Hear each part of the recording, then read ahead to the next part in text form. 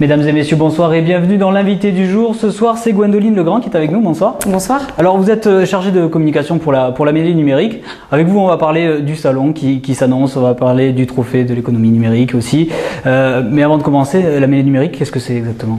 Alors, la mêlée, puisque la mêlée numérique est l'événement, la mêlée, c'est une association loi 1901, ce qu'il y a de plus classique, qui a 10 ans cette année.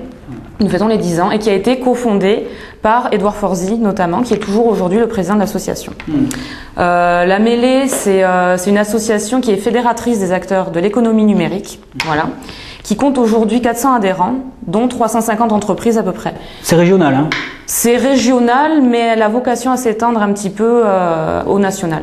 Donc aujourd'hui, il y a 400 personnes qui font partie. C'est-à-dire que réellement, Internet régionalement, c'est énormément développé.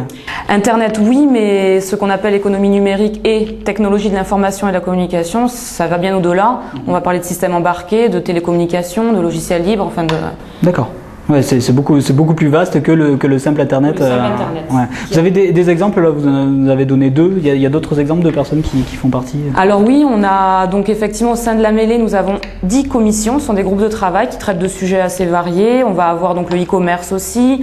On va avoir les Green Technologies, qui est une nouvelle commission, la e-santé, la sécurité informatique. Le but c'est quoi exactement? C'est-à-dire que là vous nous parlez de commissions, et il se dit quoi dans ces commissions et c'est pour aboutir à quoi? Alors, dans les commissions, les gens aiment se rencontrer pour parler de ces sujets évidemment, mais ça insuffle un petit peu les actions de l'association. C'est très important. Donc effectivement, il existe ces rencontres entre adhérents au sein de l'association, mais il faut aussi bien sûr parler de tous les événements qui font l'action de l'association réellement. Voilà. Bon, l'idée aussi c'est de faire se rencontrer toutes ces personnes. C'est aussi peut-être ici que se signent certains contrats ou ce genre de choses. Oui, bien sûr. Oui, beaucoup de personnes se rencontrent ici et créent des partenariats. Voilà. D'accord. Alors on parlait d'événements, vous nous parliez d'événements. Quels sont les événements, les grands temps forts de votre année? Alors il y a plusieurs types, plusieurs formats d'événements. Du plus petit, où on va avoir 30-40 personnes, par exemple déjeuner sur web, qui traite du 2.0 sur la péniche Samsara, à peu près 2-3 fois par an. Qui est ouvert à tout le monde, hein, ou que aux adhérents? Sur inscription, ah oui, ouvert alors là à tout public, plutôt du professionnel en général, mais à tout public. Et le plus gros événement qui est la mêlée numérique, le salon des TIC du Sud-Ouest. Voilà, donc on y arrive, hein, on y arrive. Ça sera donc le 28 et le 29 avril prochain. Qu'est-ce qu'on pourra y retrouver? Voilà, moi demain, si j'ai envie d'y aller, j'y vais. Pourquoi?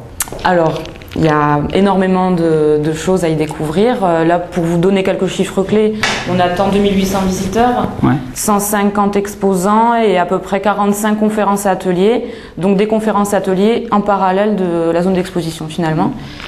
Les temps forts, ça va être les 3 soirées, puisqu'il y a évidemment sur 2 jours cette année, on a 3 soirées de prévues. La première qui est la soirée destination, qui est ouverte à l'international avec de nombreuses délégations étrangères. La seconde qui traitera des régions, puisque nous invitons plusieurs régions. Et la troisième, le lancement de la marque Gascogne Valley. En dehors de ces soirées, évidemment, il y a des événements dans l'événement. On va parler de l'Académie de l'innovation, la journée des systèmes embarqués, qui est le 29 avril. Et le village du libre, qui est un tout nouvel événement. Donc toutes les personnes intéressées par le logiciel libre peuvent venir discuter à bâton rompu avec ces personnes. Le grand public peut venir, c'est-à-dire que tous ces professionnels, on parle toujours, voilà, je disais Internet tout à l'heure, mais c'est quand même des nouvelles technologies qui sont peut-être un peu abstraites pour beaucoup de monde. Est-ce que tout le monde peut venir et comprendre ce qui va se passer? Oui, bien entendu. Ça reste quand même des sujets dont nous entendons tous parler de toute façon. Évidemment, il va y avoir des secteurs un peu plus pointus, type système embarqué, qui parleront peut-être un petit peu moins aux non-initiés, mais vous pouvez retrouver notamment des barcamps qui sont des ateliers participatifs lors desquels les personnes discutent, échangent sur des sujets. Et cette année, nous avons un Green Camp sur les Green Technologies. Donc à peu près n'importe qui peut être intéressé par ce sujet. Quel est le but de ce genre de salon pour vous? En tant qu'association? Ouais, en tant qu'association. Il doit être multiple, je suppose. Voilà. Faire se rencontrer tous les acteurs déjà, c'est le temps fort. Aussi, montrer que vous existez. La mêlée n'a pas vocation de montrer qu'elle existe. La mêlée est un petit peu le serviteur de ces acteurs. Donc nous, ce qu'on cherche, c'est offrir une vitrine de niveau régional, national et voire international, évidemment, avec cette ouverture cette année, à tous ces acteurs des TIC, à nos partenaires évidemment, et aux institutionnels qui ont travaillé avec nous. Alors vous le disiez tout à l'heure, la mêlée a vocation à devenir nationale? Alors nous avons des homologues dans chaque région, donc nous travaillons avec les acteurs régionaux. Ça, il est clair, mais nous souhaitons offrir une visibilité nationale à la région, évidemment Midi-Pyrénées, pour montrer que la région Midi-Pyrénées est un secteur, les TIC en Midi-Pyrénées est un secteur d'excellence. Ici, après évidemment l'aéronautique et l'agroalimentaire. Et l'idée c'est de créer un petit peu un maillage sur tout le territoire avec vos homologues Voilà, tout à fait. J'ai créé ces échanges, ces rencontres. Nous voyageons les rencontrer aussi en région, ailleurs que Midi-Pyrénées, et eux viennent nous rencontrer de la même façon, pour échanger et créer des synergies tout simplement. Bon, avant de parler du concours, parce qu'il y a le trophée, je voulais revenir sur la mêlée, ça a un rapport avec la région je suppose? Oui, évidemment, oui, ça a été un nom choisi en rapport avec cet esprit de convivialité qui est très ancré dans l'association. Évidemment, le sport. Voilà, le rugby, hein. On peut pas passer à côté. On peut pas passer à côté. Alors, le trophée des économies numériques, qu'est-ce que c'est exactement et pourquoi ça a été mis en place? Alors, les trophées de l'économie numérique visent à récompenser finalement les projets, les initiatives qui ont un fort impact par l'utilisation ou par le développement de technologies de l'information et de la communication. Donc nous avons 5 catégories: le e-commerce, l'innovation, la performance numérique, le développement local et le développement durable. Ça fait, c'est la 8e édition. C'est la 8e édition, voilà. Cette année, pour la première fois, donc la cérémonie de remise aura lieu sur le salon de la mêlée numérique. Sur le salon. Quels sont les genres de projets alors je suppose que ça doit être assez vaste, mais quels sont les genres de projets qui se présentent à vous? Vous avez des exemples, 2-3 exemples comme ça? Par exemple, les gagnants de l'année dernière. Les gagnants, voilà, les lauréats de l'an dernier. Le grand prix a été remporté par HLVA, qui est une société tarnaise qui développe des PC en coque biodégradable avec un circuit de recyclage très élaboré. Donc c'est une PME, mais on peut retrouver, on a de grandes entreprises, Orange qui y a participé cette année par exemple, de l'institutionnel, de la collectivité. Comment ça se passe réellement? On s'inscrit sur internet? C'est assez facile? À peu près 2 mois avant la cérémonie de remise, nous lançons les candidatures.